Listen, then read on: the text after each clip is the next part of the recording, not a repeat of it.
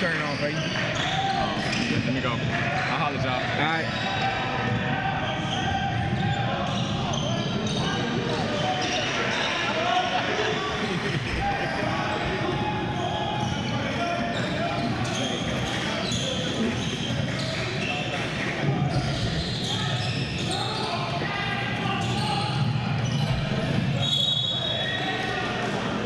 They didn't give you a list of the players' names? Nah, they One did. time. He wasn't using them no way. I just told you. It's very seldom you get there and talk about basketball at a basketball game. What he said. It's very seldom you get a chance to talk about basketball, even though we had a basketball game.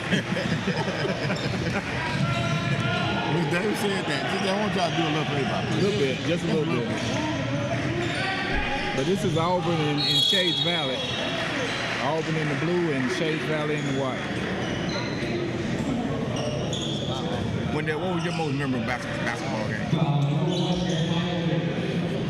Believe it or not, my most memorable basketball game was against a second ranked in the state Talladega team my junior year. Yeah. Even though everybody had wrote us off and didn't give us a chance to win that game, we ended up winning that game against the number 2 ranked Talladega team.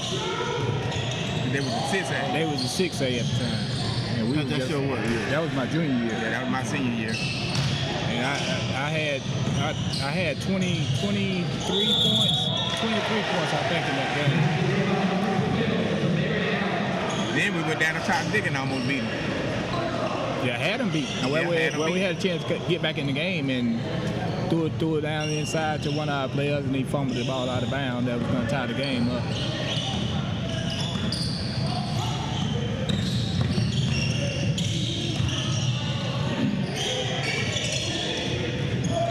The most exciting game was my senior year when we played Anderson and Oxford. And they had Teddy and Ford and all them guys. And we had them beat with a couple of seconds left on the clock, and Teddy hit a long 2 at that time, which would have been a 3 that would have won. Everything he shot was outside the 3-point line. Yeah, Teddy had a nice shot. And we ended up going in overtime. And then Dante came in and had a good game. Came out the bench and had a good game. Yeah. Coach Davidson did a good job coaching. On that team now. When we played big team, he did a good job coaching, man. He did a good job managing the game. Right.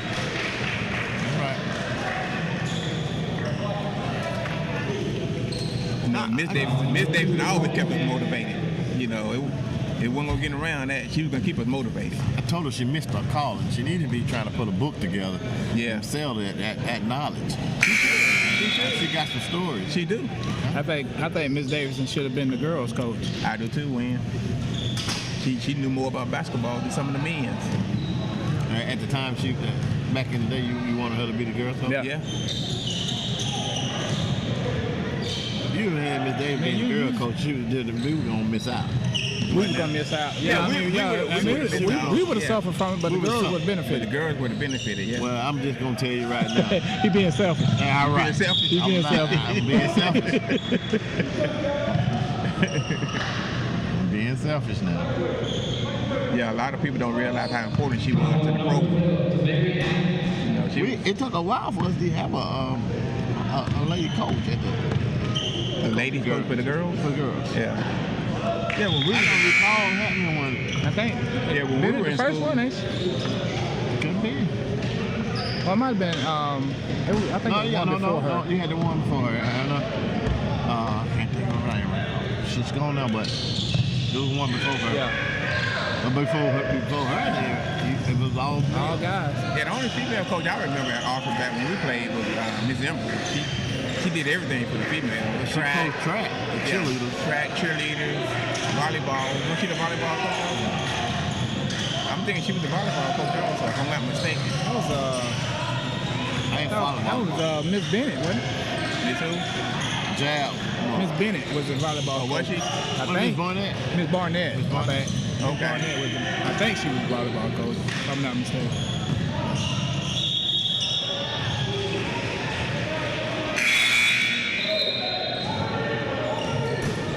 Gary, your first game very first varsity game, when you in that locker room, y'all about to walk out there on that field, and you look out there and see them people in the stand, what did you think? They all come to see me. Actually, That's you your know junior- that was my year? first. That was my first game. Your junior year? No, my junior year is different. Yeah, that's what I'm saying. Your junior my year. senior, my junior year, man, them lights. Were you nervous? I was. Uh-huh. I was nervous like I was gonna be running the ball. I was. See. And you got to understand, my junior year, I got a chance to get in the game a couple of times. It's just some spurts. Okay. Like that Arizona game. Wendell will tell you, Maurice got hit and then his contact then. Contact came out? Yeah, so they had to take him out. Against Pale City? Against Alexander. Alexander, okay. I got in that one play and it ran 19 yards, 32 Okay. yards. Okay. 19 yards on that one play. Yeah. He had up and found the contact He found it quickly. He probably lied. He Right probably back up. He was that type, listen. He didn't find it. He just, hey, I got to get back in there. He was that type of guy. Listen, he was that type of guy. He did not, listen, he didn't want to share that position. That carry? No. Here, no. As a senior, he didn't want to share. Yeah. Now, when I became a senior, I understood that. Yeah. Because that what got me the first ball game against Pell City. Yeah. Is that I had two juniors swapping in and out with me. Yeah. And I couldn't get the flow of the game. And I Yeah. told him, that's not how it works. It messes up your flow as a running back because every carry you get better and stronger, you know. Right. You know, Right. once you get a good game going, once you get a rhythm going, I don't care who it is, as a running back, it's going to be hard to slow him back down. That's right.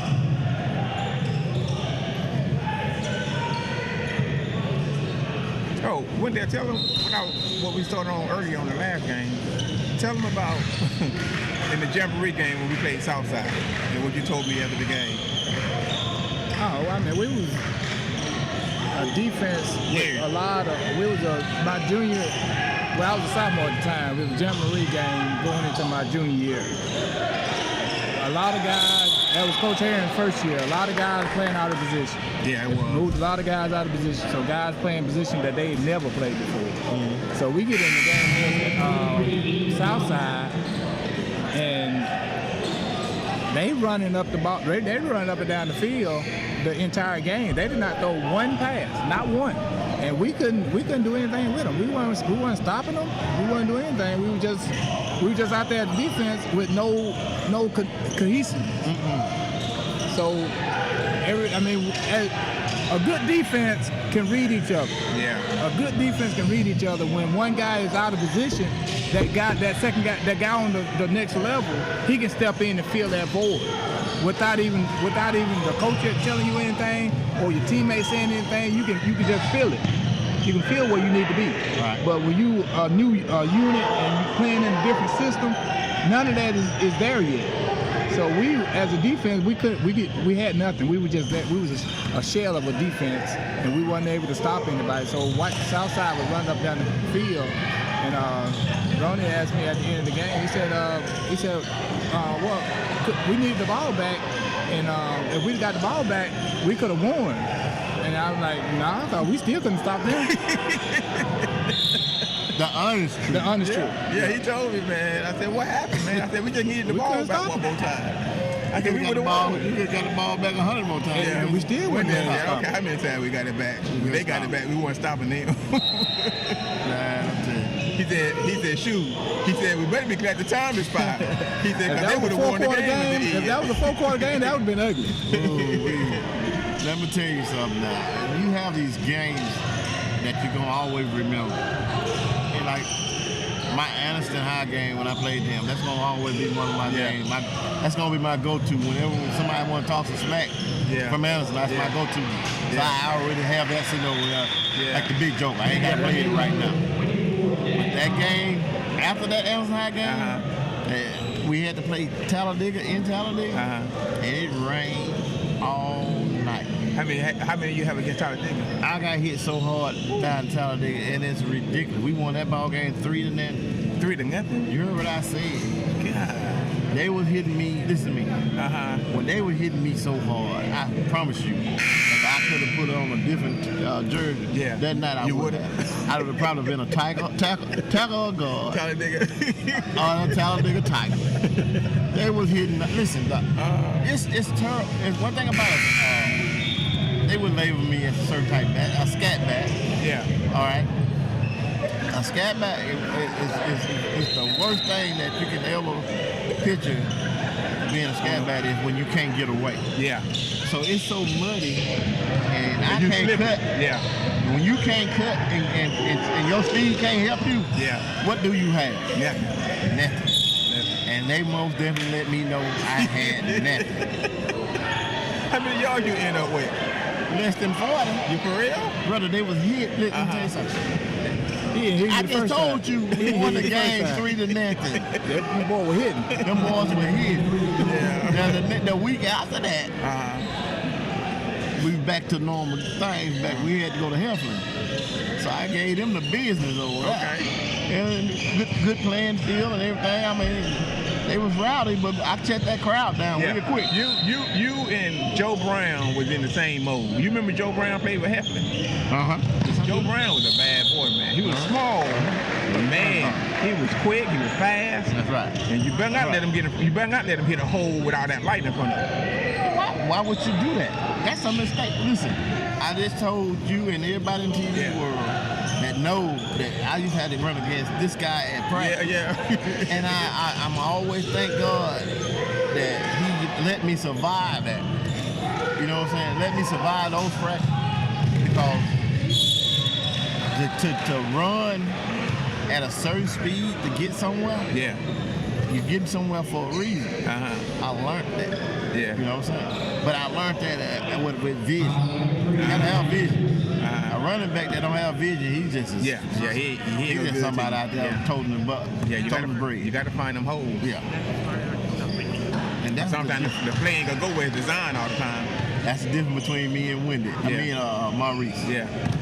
To me, my vision and my cut probability, I'm able to get somewhere. His body he was a tall guy, and he was not what you want to say clumsy, but he run hard, but he's not going.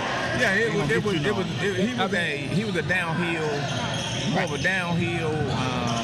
I'm going to hit the hole, and if it's there, I got it, but they ain't just going to get 2-3 yards. That's it. Now, I might hit that hole, and if that crowd move a little bit for me, that power move for me, I come out of there. I'm gone.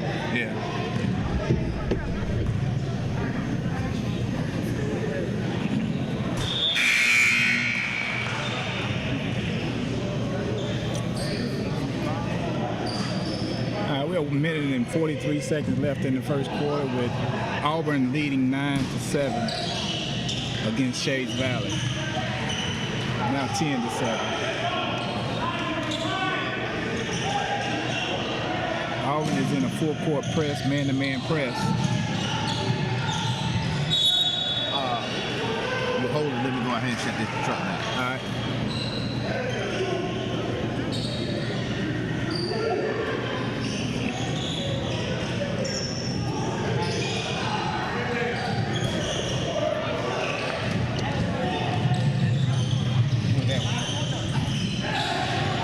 Donald Miller, ain't that Donald?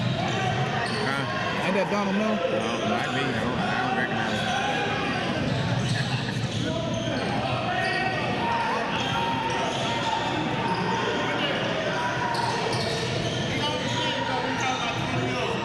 All right.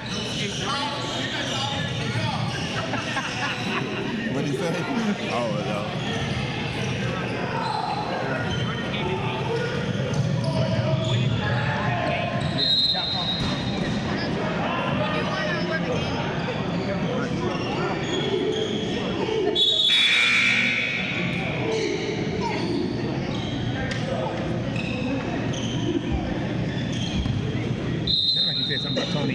Yeah, he said something about Tony. Auburn is playing a man-to-man defense as Shades Valley is going a 1-4 offense with 4 across the free throw line.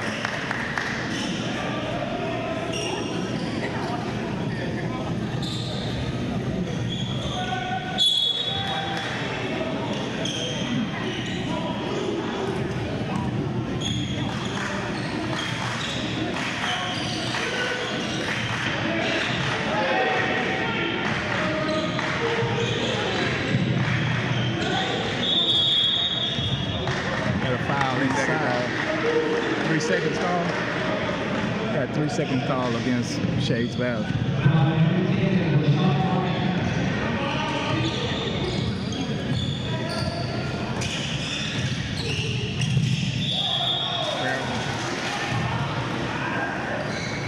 Traveling number 55. Got a travel call against Auburn. Shades Valley brings it up. Auburn still man-to-man. Pass inside to the wing, I mean to the elbow, to the post. Got Auburn has a steal.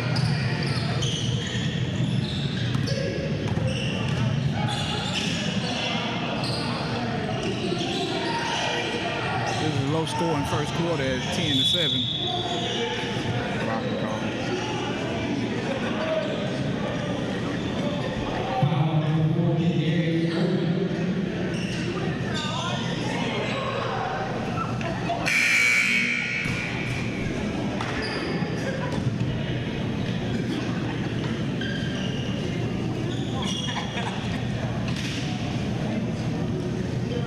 So what was the difference in you as from the difference between your junior year and senior year, other than the fact, I mean, with the fact that you went from playing defensive back to a running back?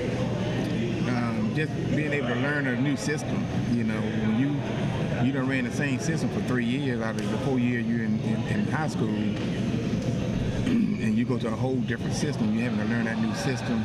You got juniors coming up to play varsity with you, and now you got to learn those guys and hope they can be able to fill the gaps of the people that left. It just make it a little bit harder when you have a coaching change.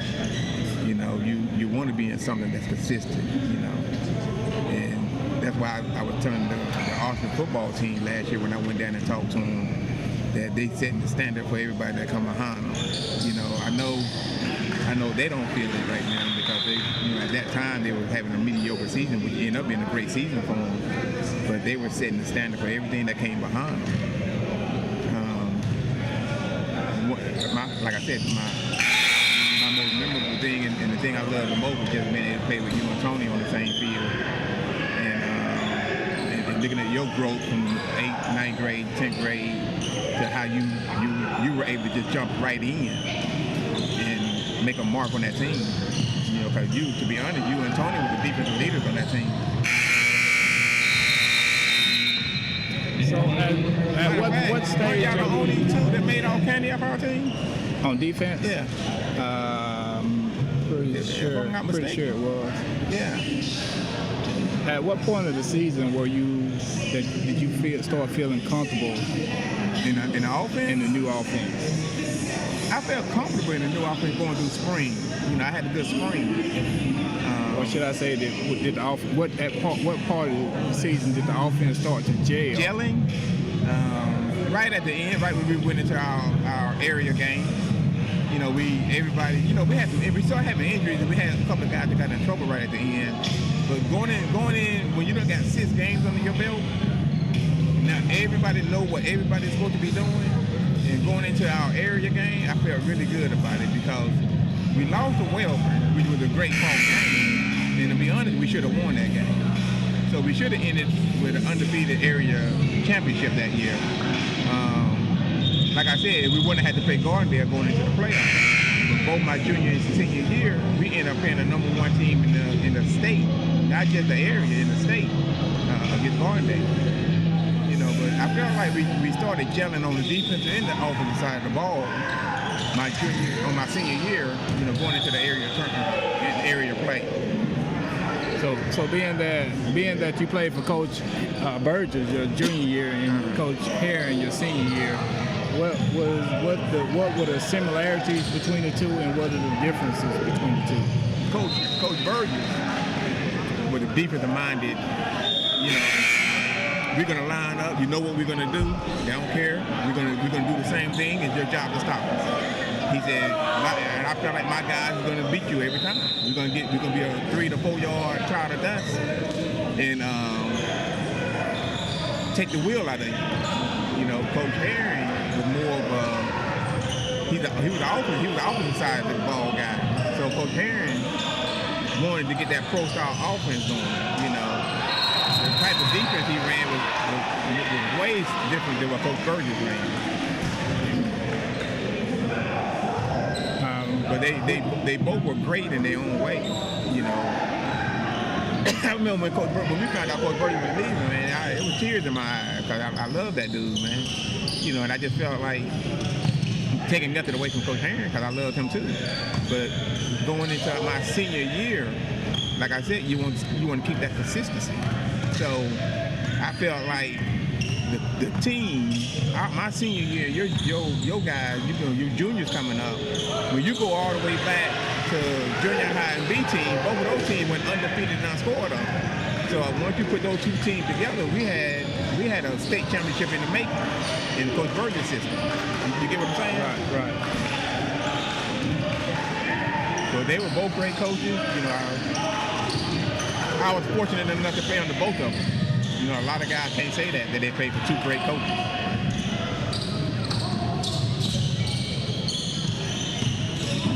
What did you learn coming into your junior year, and what were you expecting coming into your junior year? I don't think it was as much as you would say learning. For me, it was the fact that I knew that I was going to have to be a leader going into my senior year and be more vocal, which everybody know I'm not the most vocal person to. You led by example. Yeah, I was more of a lead by example type guy. So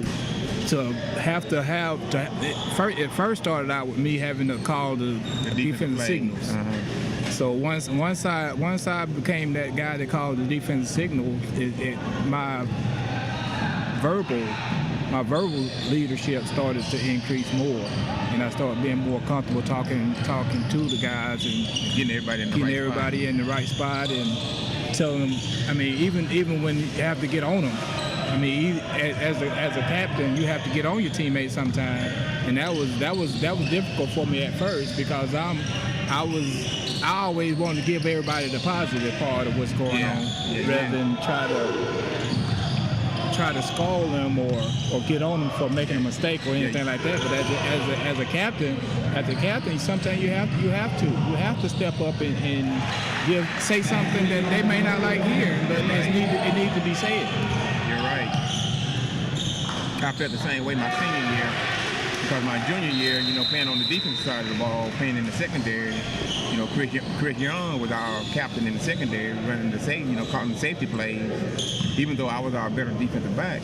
And then Judge and Todd Tanner, they ran everything from the defensive line and linebacker. They called everything out. So in the huddle on our defensive side of the ball, those are the guys that you look to when you think, hey, we need to get this stopped. You look at them guys. And when I went from the defensive side of the ball to the offensive side of the ball, and as a running back, you know, most of the time your quarterback is your captain. But we did a lot of running. So when I saw that a certain player is making a hit or making plays on every play, I would have to go back to the huddle and say, hey, whose responsibility was it to hit this, to block that linebacker or block that defensive tackle or that defensive end? Which make it hard with you being a running back, because you don't want to piss nobody off as a running back. You know, you want to keep everybody on your good side. But sometimes just to get everything going and everybody pumped up, that's what it took. And you know, like Gary was saying, how my buddy Scott always talked about my boys on the line. You know, them guys did a great job. You said that if you drop them off. Them guys did a great job, you know. Like I said, the core of that offensive line, Tim Pipperton, Noah Johnson, Andy Williams, and Rowan Bussey, Tim Brown, you know, them guys, man, they had to learn a whole new blocking system. And that's why I said they started to jail when we got closer to the end of the season.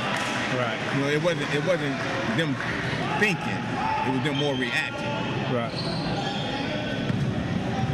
With them becoming more comfortable in the offense. Yeah. It's like you were saying, you know, going into the spring. You guys playing out of position. You know, you guys are thinking more than they are reacting.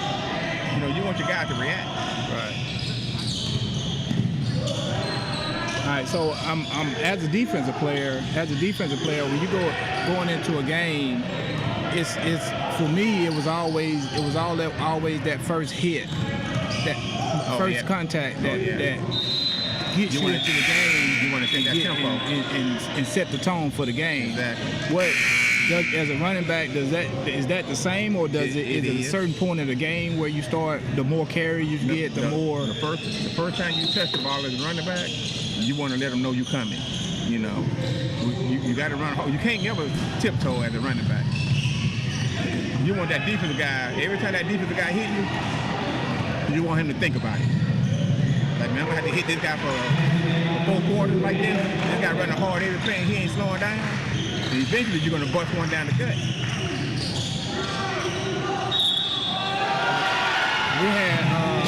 We had Jay Stevenson on earlier, and he was talking about being the first team that Coach Davidson coached.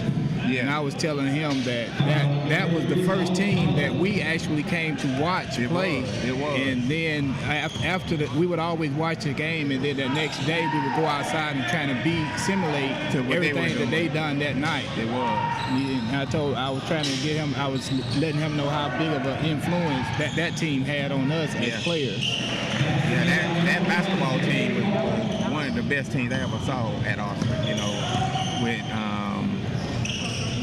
with Jay, Lynn Stanford, Philip Morris, Van Snow, Frederick. You know, they had a great team, man. They had a real athletic team. The Bussies was on that team. Mickey Shadden was on that team. And, you know, like you said, when we started coming to the game watching them, against day, we couldn't wait to get outside. We couldn't wait till the sun came up. Exactly. So we can go outside and practice on some of the stuff we see them guys doing.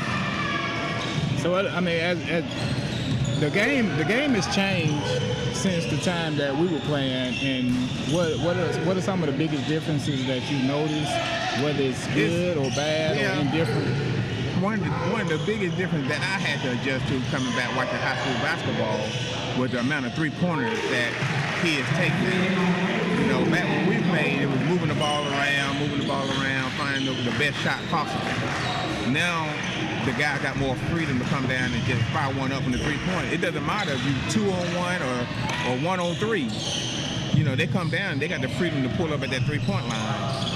Back when we played, if you pulled up behind that arc, you looking over to the sideline. You ain't got to look. You're going to hear that. Yeah. Come on in here. Come over here with me. Yeah, we're doing that. To piggyback on what you were saying is, for the biggest difference for me as far as watching high school today. I mean, even before today, years into after I left, the fact that high school they don't run fluent offenses anymore.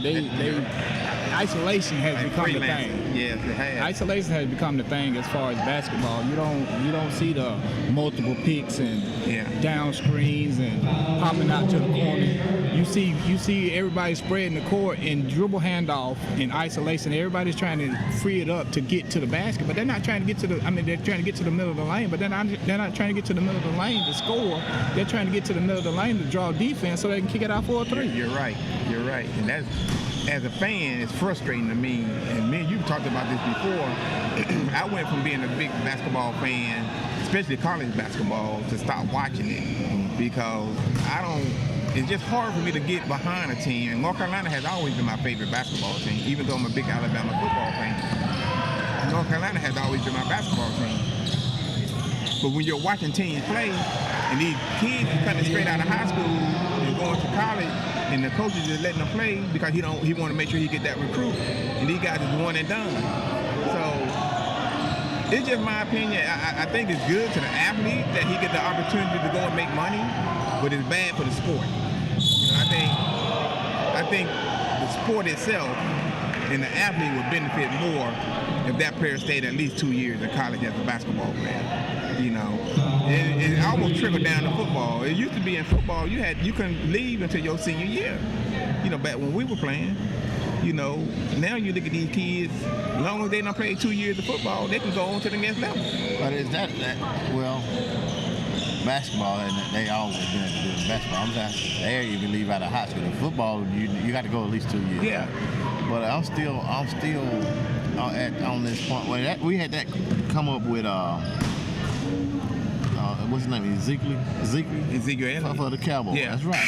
You know that issue came up Yeah. about him he wanted to leave.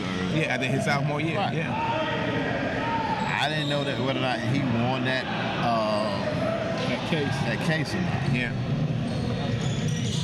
But are you ready? Are you ready to Physically, as a football player? No, Are you're you not ready? physically ready. Physically, Going to the NFL? physically, and I say mentally too, because physically, as a football player, your body's still developing. You know, you ain't a man yet. You're going up against a man when you get to that NFL. You know why they do that? That money makes them think. Yeah. I really take that risk. I don't want to get hurt here. I want to get hurt if I'm gonna get hurt, I want to get over here and be making this money. That's a business decision. And I like what Nick Saban said when he said to his guys, you know, why leave now and get chump change? You cheating yourself. That's You know, if you play one more year, instead of you being a 3rd round draft pick, you'll be a 1st round draft pick. That's easy to say it from a man That's making money. That's already You're making right. money. Yeah. You know, you taking this from a kid that's sitting over here, and everybody in his house, in his family, is depending on him Yeah. to make it, and he can make life-changing money for that family. Yeah. Generation. Yeah, you know what I'm saying? That's not a Something hard easy to turn down. You're right. That's not a hard You're right. decision. But you're right. You're absolutely right. It's not a hard decision as an athlete coming from a low-income family. But when you got a kid, and the reason I say this is because I feel like if he played one more year of college football, he could have a long career in the NFL. You get what I'm saying? And what if he don't? If he get hurt? Well, if he get hurt, you're right. You know, that's the thing he had to weigh. He got to weigh that. But listen, Yeah. I'm always thinking of the stuff off the wall. This and that. I think it should be some insurance put into I agree. these college players. Yes. Where it's, hey, you pay this college ought to pay insurance into this kid. Cause you go out here. Once they become. If I blow my knee out, Yeah. I'm looking at $500,000. Depends on what type of player you are, whatever. I mean, see, that's where Like Marcus Lattimore from South Carolina. That's where my thought differs, because of the fact that they're gonna give insurance. They're gonna give insurance to your blue collar players. The blue chip or your 5 stars, but your 3 stars and your walk-ons are not gonna get the same insurance. No. And I never say this. I say if you're gonna give insurance, you give insurance to everybody across the board. Yeah. You can't insure a Porsche for the same amount of money and you're insuring a Volkswagen. Okay, so don't insure the Porsche. That's what Don't insure the Porsche. Listen. Insurance Alabama football program. What I'm saying is, what I'm saying, I understand where you're coming from with that. What I'm saying is, you still can go and put in. If I'm writing this insurance, I'm only gonna write this insurance for $50,000 for this kid. Yeah. If this kid right here, you one of the blue chips, like you saying, I'm gonna write this insurance for $250,000 or $300,000. You know what I'm saying? It's gonna cost a little bit more from the school to pay this for this one. And that's why I think they should have insurance as a whole. But then so if you got insurance as a whole, even no matter who get hurt, you bring a certain amount of money out of it. Yeah. I understand that, and I don't have a problem with that either. But you gotta have to find a company that will.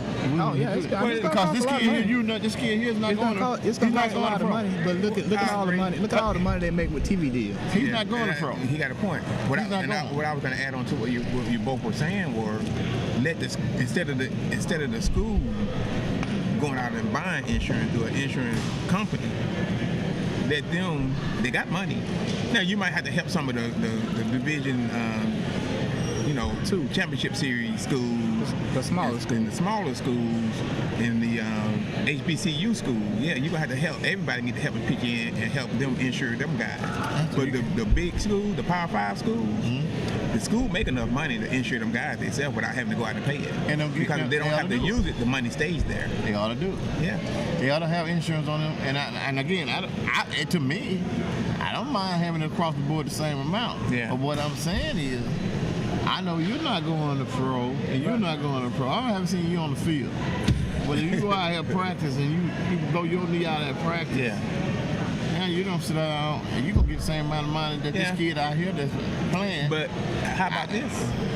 Like if Gary Mason is projected to be a second round draft pick, third round draft pick, and they know how much that second, because they already know how much a second round, third round running back is going to make into the NFL. Won't you insure that guy for his first year contract?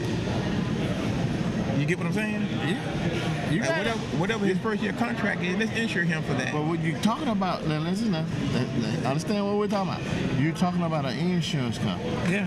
We talking about people. It's too much. When an insurance company actually do not want to pay out, they want a receipt. That's you're right. All right, so don't think they're gonna be favorite what you and Wendell sitting up there talking. Oh no, they're gonna frown upon it. They're gonna we can get them out the air. Yeah, I don't even want to talk to him. He over there talking crazy. But this is the thing. But they don't want to pay out. It's a true story. This is a true story. Yeah. I had swapped insurance one time. At the house that I'm in right today. This been some years ago. And went to a big name insurance. And I wasn't with them no more than 2 months. I'm doing my part. I'm paying my insurance. Yeah. No problem. Matter of fact, it's automatic deducted. Yeah. Okay. Bad storm come through. I mean a bad one. Tornado blowing stuff everywhere. My neighbor's trampoline flew from the backyard all the way down the road. Shingles and stuff blowed all off everybody's house. My neighbor called his insurance company. Other neighbors called their insurance company. Everybody getting new roofs put on. I called my insurance company. They want to fight it. What they done was, what they said was this. When they came, they fixed the roof, but they dropped me. And what they said was, you hadn't been with us long enough to put in a claim. Yeah, you hadn't met your premium yet. Listen, let me tell you something. If I pay you my money, I can't go out here and tell the tornado when to come and when not. Oh yeah.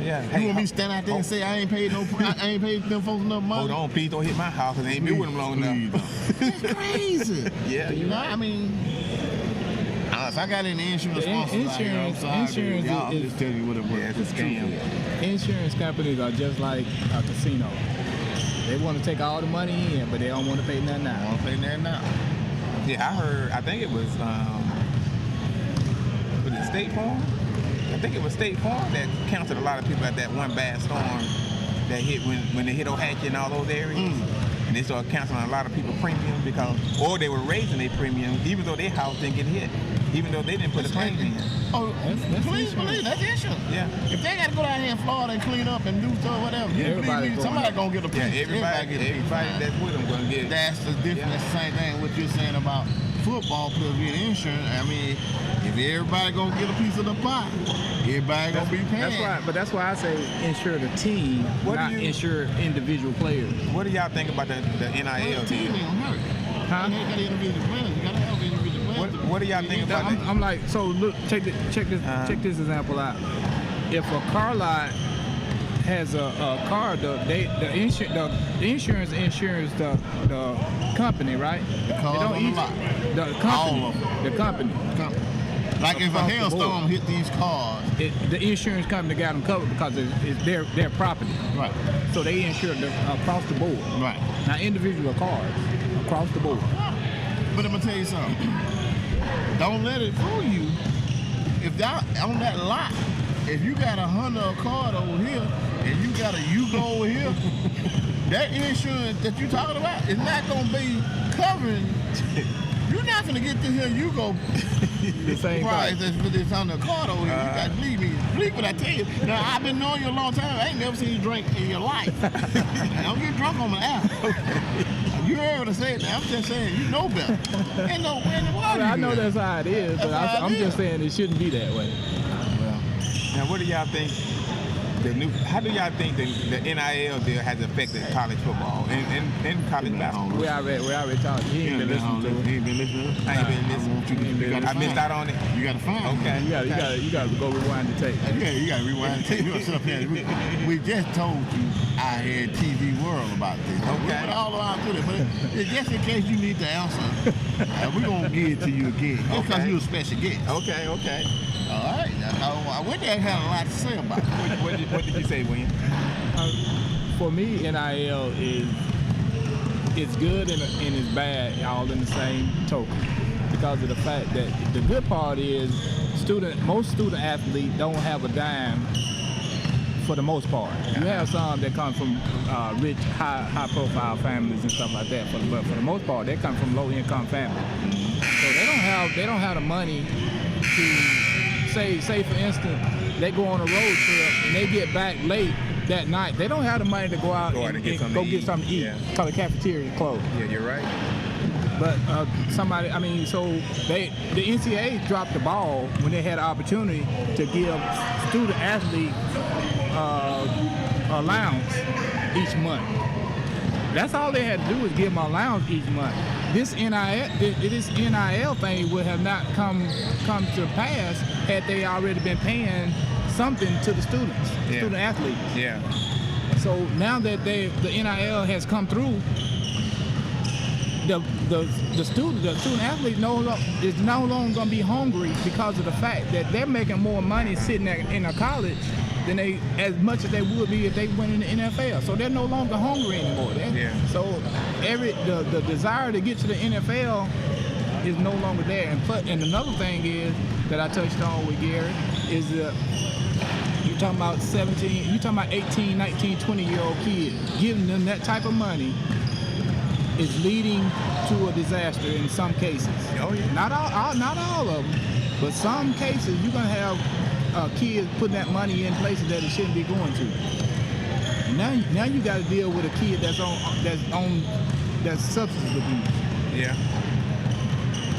Yeah, because he's accessible. I just don't think I don't really agree with the NIL, but at the same time, I think those kids, college kids, do need some type of extra benefit outside of their scholarship. Yeah. Well, you speaking to you're talking my language. I'm telling you right now, I went to HBCU. You know what I'm telling you? We didn't have right now. If I go down there to that college I went to school to, I'm telling you right now, money has been put in it now. It wasn't. We didn't have that way when you went there. It didn't look like that. But I'm gonna tell you, I wouldn't have changed that experience for nothing in the world. We learned to appreciate what we had, Right. and we still. And when like this school here, they got an inside. They build an inside practice facilities and that. I played ball at Alabama State. You know what our inside practice, hidden practice cage was?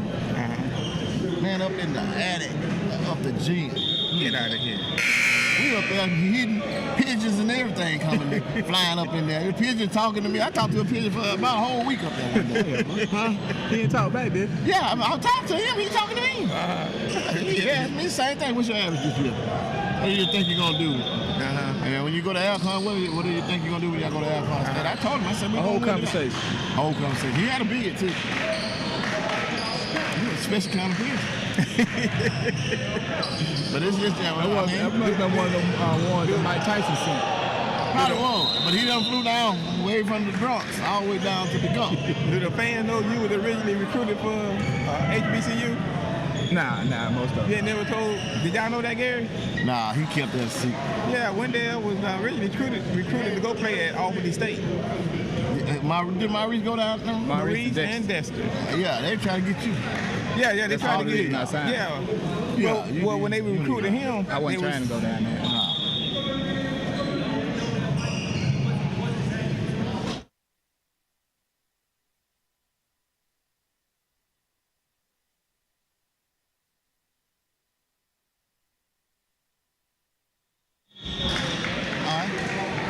All I know is when they pay. I just want y'all out there in TV land to understand. Y'all watching the ball game. You watching the ball game. You're not at the game, so you can see it. They're paying us to talk, and if you upset because you hearing us talk, turn your volume down. Keep watching the ball game. God bless. Now let me get back to what I was saying. You actually don't have. You didn't tell me that you was recruited to go down there, man. Oh yeah, I mean I originally signed to play at Auburn State, and long story short is I really wasn't feeling going down there, but they wanted it to be a package deal, and the requirement was that I be a part of it, so I went ahead and signed so that my teammates could get the scholarship. Okay. That was good. You made a good deal. Yeah. Good choice. I understand that you want to be tight. I would say this: when you're looking for talent level, a high school level, a kid, what we're looking at here now, and you can try to go back to the time of what you're looking at when we were playing ball. I can tell you, it's not that I see a whole lot different level of talent that's better. It's just that they play the game a little different, because I'm not saying that you really don't see too many kids setting up running offense. You don't see them setting up running defense. And we were talking about the trap earlier. And when you see somebody playing and running a trap and it works, why do they get off of it? I don't know. I don't. Basketball has evolved in a different way, in a different style. When we played, if you knew you could trap somebody and cause turnovers or get turnovers and get easy baskets, you did it almost a whole game or a whole quarter, a whole period. Now these kids don't look at defense as good as much as we looked at defense back then.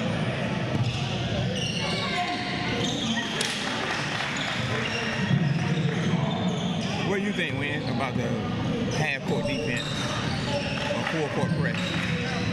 I mean, for me as a coach,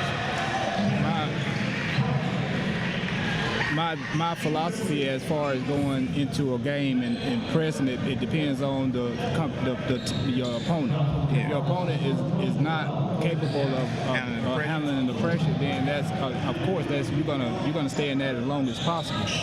But if you got an opponent that can handle the pressure and make it hurt and get down there and score against you, then you got to pull out of that, because it's not benefiting you, it's hurting you actually. Yeah, they're getting down, getting easy baskets. And we actually seen kids that night getting out of games. You can't go into every game with the same philosophy. We actually seen the kid. We watched the kids. They were running the trap. They were running the trap, but Big Boy had to come out of the game because he was tired. He couldn't run the trap. He had to come out, and that's one reason I said they probably got out of it. But when it's working, you getting turnovers in it. Also, your foul situation determines how long you trap. Oh yeah. Or press the team. Yeah, you don't want the best player to get in foul trouble because of a full-court press or half-court press. They did Tony Dossett move then. I ain't know where in the world he didn't travel. No way.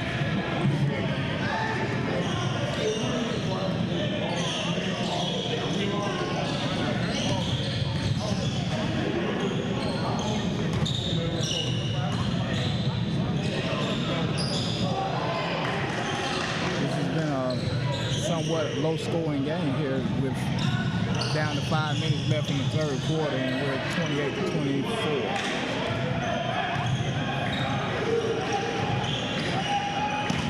I was expecting Auburn to be a little taller. Nice job of getting the defense in the air. I said that was a nice job of getting the defense in the air.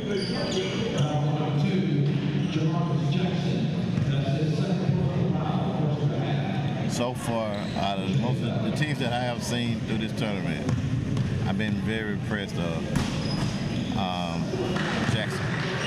Jacksonville, hands down. Hands down has been the most impressive team. And following them, I would say it would be Phoenix City. Right.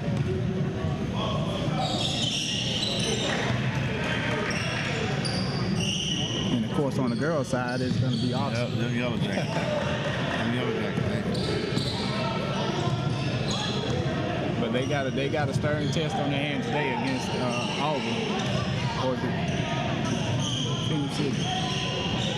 Yeah, it's Auburn girls. Yeah. Oxford girls against Auburn girls. So that'll definitely be a good matchup.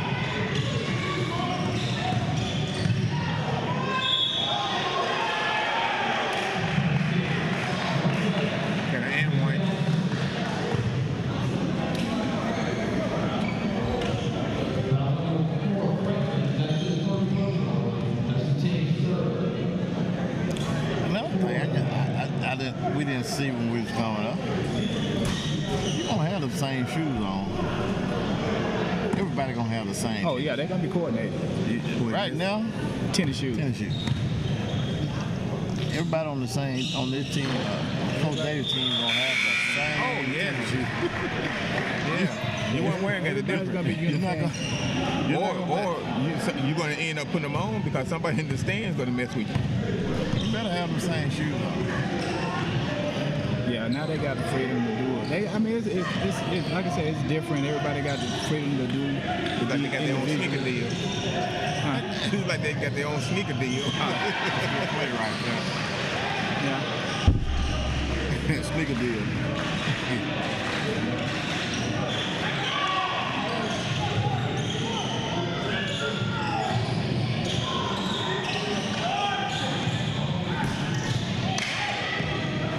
Got the ball inside and was reluctant to shoot it and kicked it back outside for a contested 3. Hey, Valley is fighting back. They just cut it to 2.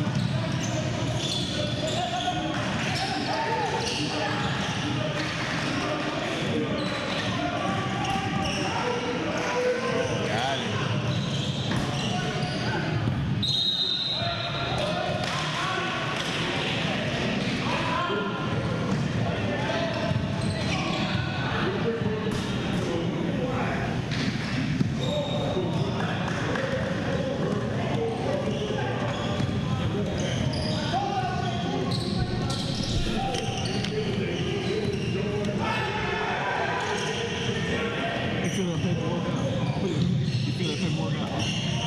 Nah, I ain't got to feel that.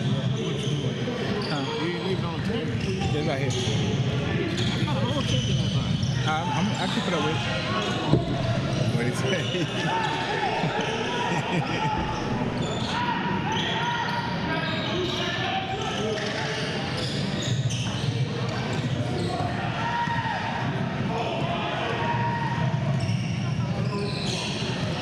Nice. 3-pointer. Long range 3.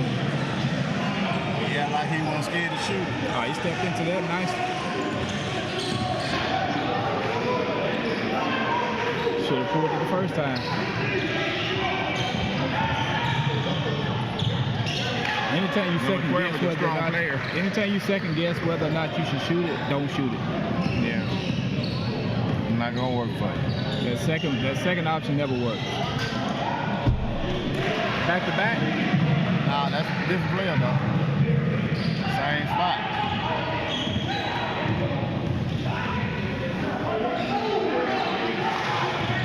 Coach is on the court. Oh, nice. Oh, I thought that was a fall for him.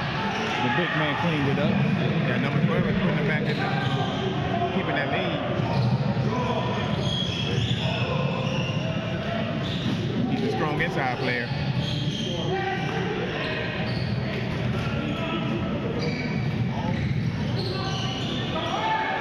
Another 3. That's 3 in a row. 3 in Same a row. spot. Cherry Valley is heating up.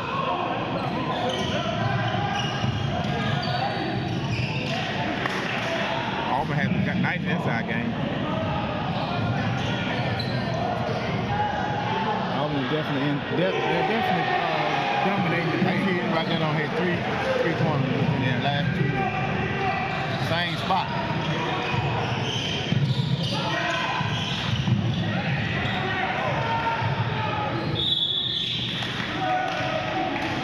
Shade Valley is knocking them down from long range, and Auburn is banging on the inside. I'll take them too. In the inside. Oh, I will too. High percentage shots. But the way Shade Valley shooting threes right now, they're high percentage shots too. You live by the sword, you die by the sword. We don't have that conversation. As long as they falling, keep shooting. You can't shoot them like that.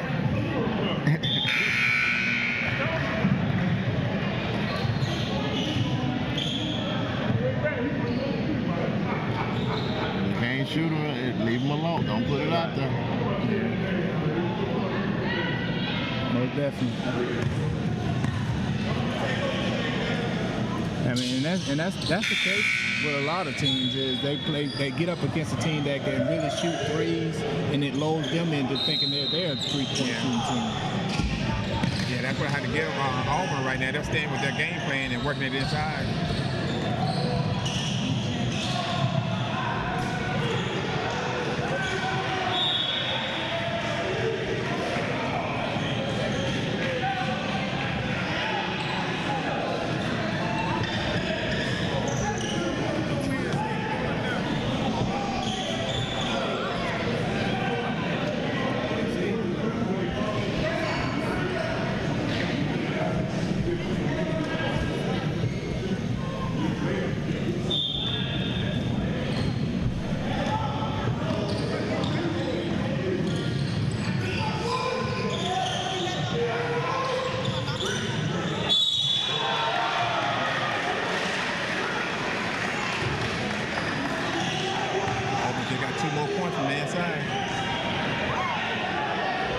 About that inside game win? I mean, they're going with what's working for them. They're definitely pounding the ball inside and benefiting from it. I mean, I wouldn't go away from it. If it's not broke, don't fix it. Yeah, it seems like Shades Valley is having problems with their inside game.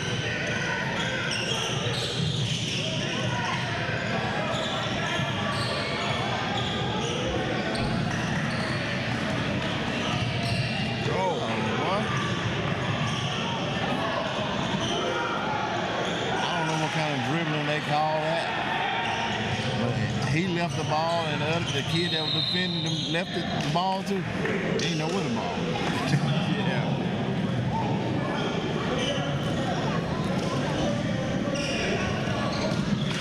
Tight game going into the fourth quarter at 44-43 with 11.3 seconds left. When they're always calling for them overtime games. I mean, he like the overtime games. He put the jinx on. He what? He put the jinx on. It's gonna be. Oh, he called it a few minutes ago. Yeah, the last three games have been close. That's a good thing. It is. All the games are competitive.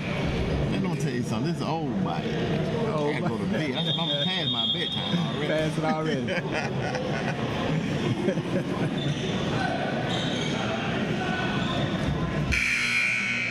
I said it's a low-scoring game, but they scored almost as many points in the third quarter as they scored in the entire first half. Yeah.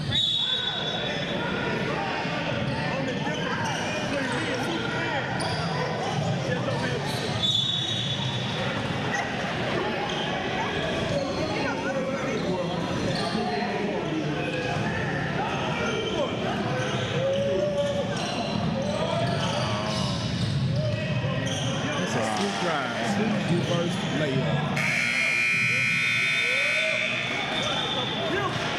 You got to have somebody there to put a stop to that. To be honest, this is the first high school game I've watched where a team has actually stayed with their inside game and has been successful, because most of them will go away from it and start shooting outside trying to match what the other team does.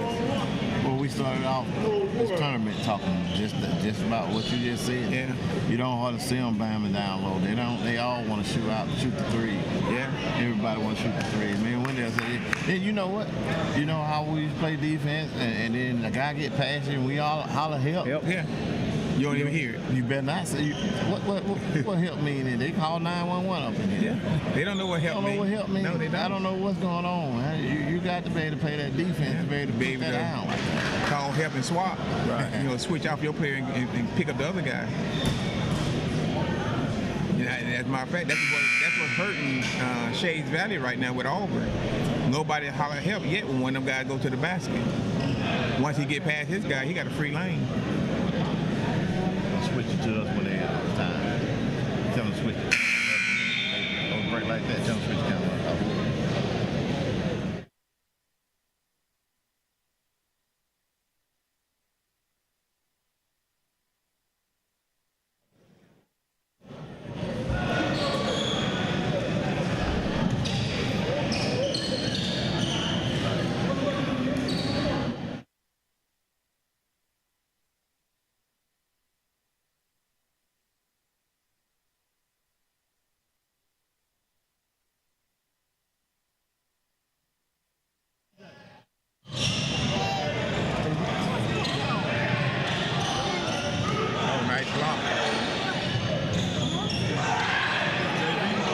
As we start the fourth quarter, Auburn is completely dominating the offensive board in this possession.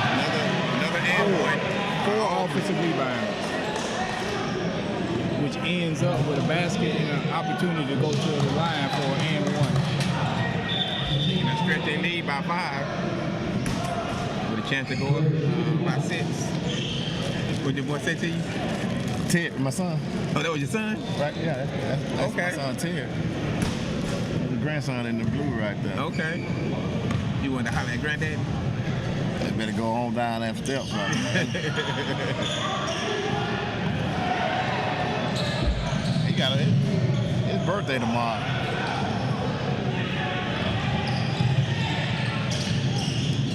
Oh, this one. Early birthday. Wish that my son Terry an early birthday. Happy birthday. Called jump ball, possession ball, going to Shades Valley.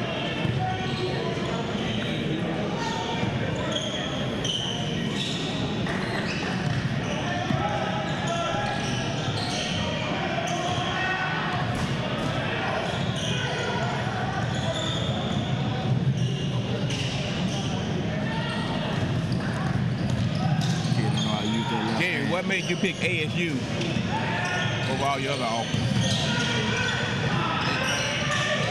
So leaving from being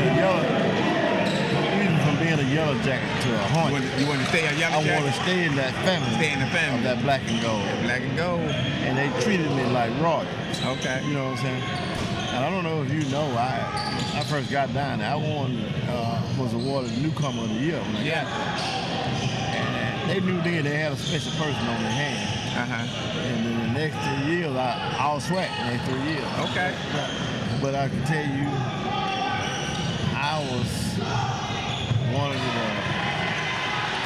meanest little kids you ever see come down playing baseball. I should have been playing football is what they said, but you've been knowing me all my life. Oh yeah. Just being competitive and want to win. Yeah. You know, home. Like, you guys said something earlier about once you got to college, you had to work a little harder, and you know, the workouts are different. And the speed of the game. The speed of the game. I got to college, I mean, I'm running pretty good. 40, it wasn't that for me to run like 4.4, 4.5, stuff like that, easy, on an easy day. One day I hit a ball down third, and I was trying to run the first, and didn't make it. I pulled a hamstring. And when I pulled that hamstring, it felt like somebody had shot me like with a 38 out the crowd. I just went down. They come pick me up. I'm telling you, it just tore. My coach come up to me and said, that's what you get for trying to get poor speed with a station wagon.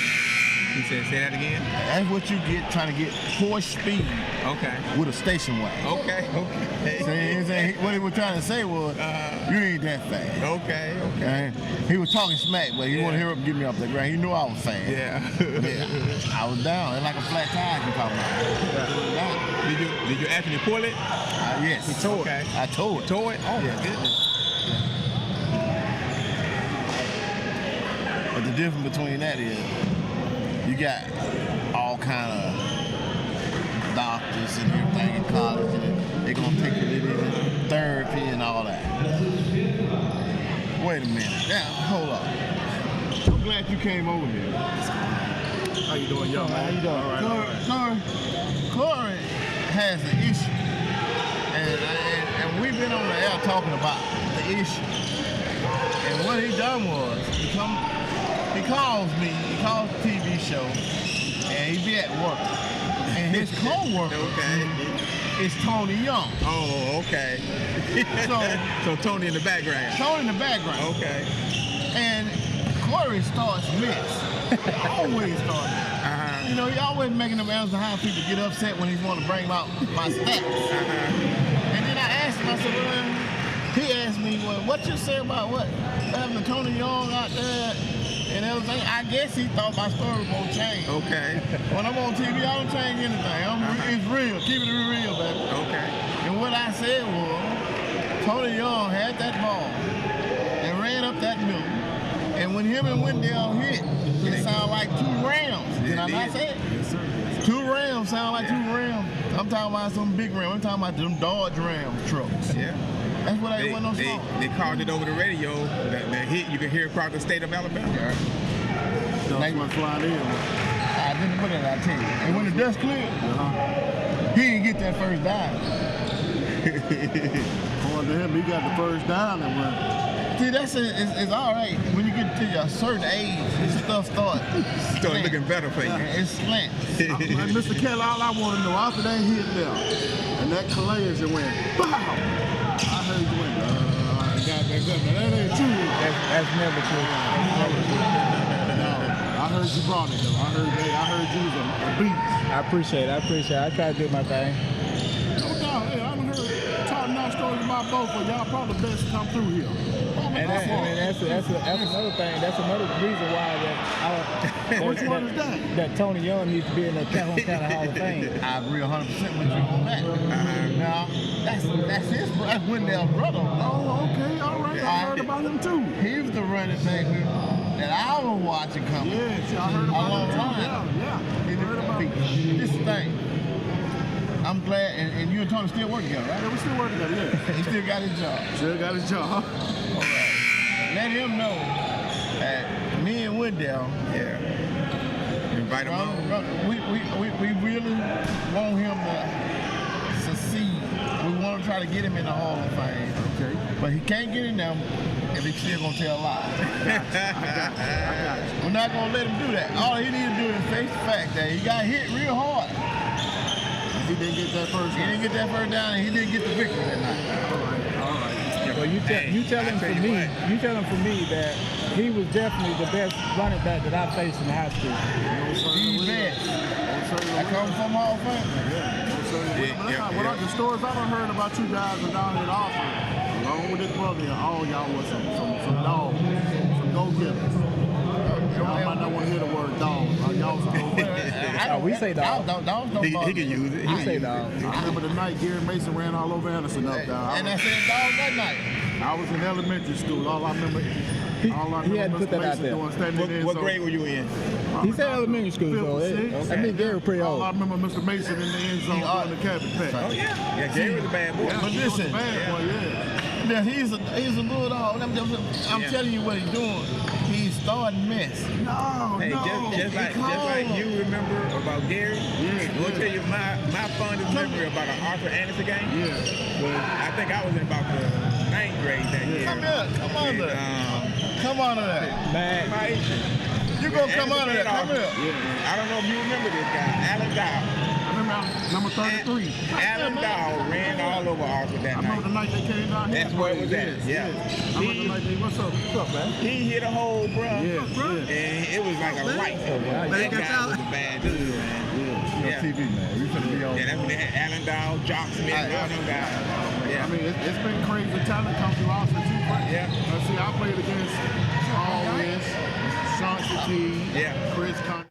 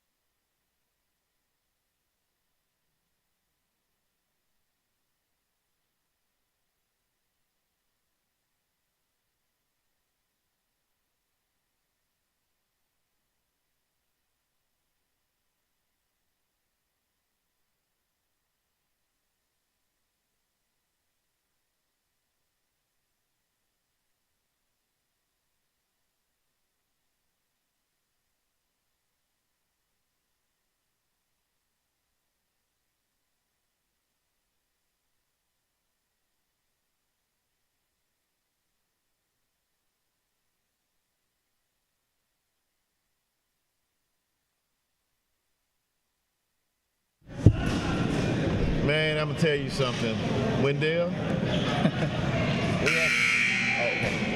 We good? All right. I know one thing. We know Coach Davis and Coach Miss Davis is not here today. They was here last night and the night before, and they had to go to a wedding. But I guarantee you, once I introduce this person right here, because I know they're somewhere listening again. You know how he came up on us yesterday talking. But all I know is when I start talking about that class of '88, my senior class, we had some boys to come through here. When I said tighten out, ballers, shot callers. I got one of the best. You know, when I say one of the best to come through here and put that D on you, put that slide through it, slide that crossover. You know, he think he was Iverson before Iverson came out. You know what I'm saying? Guys, I want y'all to know, man, I got my brother here, Mr. Maisha Mackey, and if y'all don't know it, you just stay tuned. And if you don't want to hear us talk about it, I want you to turn your TV down and just keep watching the game. What's going on, Matt? Man, bro, man, great to be here, man. Great to be here, man. What's up with you, my brother? Yeah, man. Man, listen, man. We touched some things, and some of the games that you played in here at Oxford, and what come back to your mind when it's some of the top games that you played in? Man, I'm talking about great games, memorable games. I know it is. Against those Teddy Wolvertons. See, now I knew you were going to say Terry that. McCord. See, I knew you were going to say that. Yeah. The original T-Mac. I'm talking about the original. Yeah. Boys from Alexandria. That's right. Them twins from Saks. Yes. Yeah. Tom Carter, too. Don't leave him out. Exactly. Now, you do remember the time I went in the game, got that bop, hit him, and come on out. Yeah. Great times, man. Great times, man. Great times. Memorable times, man. Some of the best times that kind of molded us to who we are today, right here at Oxford. People kind of, misjudge Oxford. Right. But great heritage, man. Right. Great heritage. Produced some great men, great athletes and great men here. That's right. And if Coach Davidson wasn't who he was, he wouldn't still be involved with the school today. Right. There you go. So that says a lot about it. That's right. I appreciate everything, that they've given us and the opportunities, man, and structure, man. Had a lot of structure here. That's right, man. So, we be grateful, man. Grateful for this. Yeah. We was up here yesterday talking with that cat, and he comes up here and said that we show favoritism to Miss Davis over him. We like her more than we like him. And I just told him, Miss Davis give us mud cakes and all that. We eating snacks and everything. Miss Davis feeding us. What do you thought? Why he thought we played so hard defense? This was just the same way how. And no offense, but the same way how Miss Saban got it down there with Nick. The same way Miss Davidson had it right here for Coach Davidson. I tried to tell him.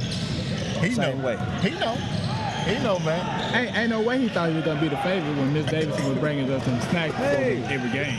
Every Ain't game. No way. She take care of it. And I'll tell you what, the love we have for both of them, will never leave. It's growing. It's gonna get bigger. And this tournament is special. To put their name on it. We touched on it earlier throughout the tournament. Is the fact that Miss Davidson and Coach Davidson it was outside of basketball. It was more than basketball. Anytime something that was going on in your family or was going on within the school and you was involved, they was going to be there for you. Most definitely. They was always going to be there for you. And I started out by saying the last time I said that they was going to be there before you asked for something. But when you asked for something, they were going to be there. But they were there before you even asked. You didn't have to ask. Most definitely. Coach Davidson and Miss Davidson has always been a major part in the Kelly family and a lot of other families that's come through Oxford. Sports, man, we grateful for it. It's a great opportunity and the avenue for players, but it's gonna come, it's gonna go. But when you create families, man, it's forever. And that's what they created, man. They created, a family from, every student and every athlete, that they was in their lives, it left a great impact on them. You know what I'm saying? So it speaks volumes, man. That's why Big partners. That's why his name is right there. You see that name Exactly. on the court, and Miss Davis also have her plaque on that wall. Connie's corner. Yeah, that's what she said it. Yeah, that's her spot. said. That's what she said. She gonna sit there. That's what she said, man. That's what she said.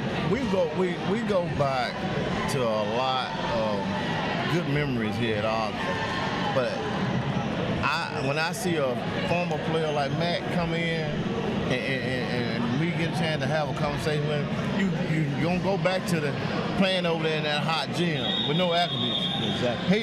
In those practices where we have to run them dead mans and stuff. You know what I'm saying? The things that come to mind for me for most with playing over there in that sweat box is when you get through with practice, your jersey is soaked and wet, dripping with sweat. Yeah. Dripping with sweat.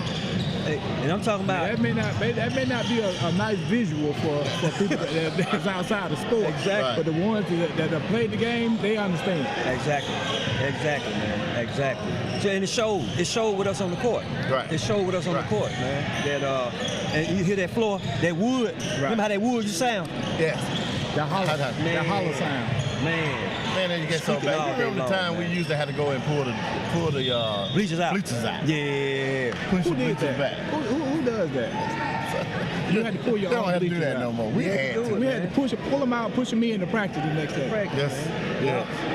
Yep. And to come to see that, that's why this is what this is all about. We have paved that road. The guys that came before these kids right here, we made it so where they can do this right here and enjoy what they got going now and give it back. You know, even we took it from the ones that, you know, when we had to come up and watch play. Right. That's right. You know, Lynn Marcus Stanford. Ball, Lynn Stanford, Tony Glenn Cave Ball. and them, Glenn, Marcus Ball and them, you know, William Caver, you know, Tony Cave. paved the way for us, Right. you know, made us look forward to being able to, you know, come out with them varsity uniforms on, you know, the warm-ups, man. I remember getting on varsity, and when we got our when he first passed out the uniform, everybody on the team was fighting for those letters to make their name on the back of their this. jersey. Exactly. Yeah, that little flap back there. Exactly. Yeah. Exactly. Yeah. I You got 2 E's, you don't need but one. Let me get that. elongate, huh? You elongate this. Abbreviate your name. Hey, well, I do got to tell a story though. You better not tell them what I think you got to tell. It's memorable. So this was early on in the career. You know, early on, you know, we trying to find our way up. So of course, you know, I got guys like Wendell and Dwayne Stanford. You know, all these guys, Dante, they were in front of me. You know, so you know, you had to earn your way on that floor. You had to. Yeah. So one particular game, it was early on. You know, now I don't really look to get called on kind of early on. You know, but coach called me. Mackie, come on. Let's go, Matt. I got my warm up on just like this, got it zipped up. I was so happy to get off in there that I'm taking my warm up off and forgot to unzip it. So I pull it over my head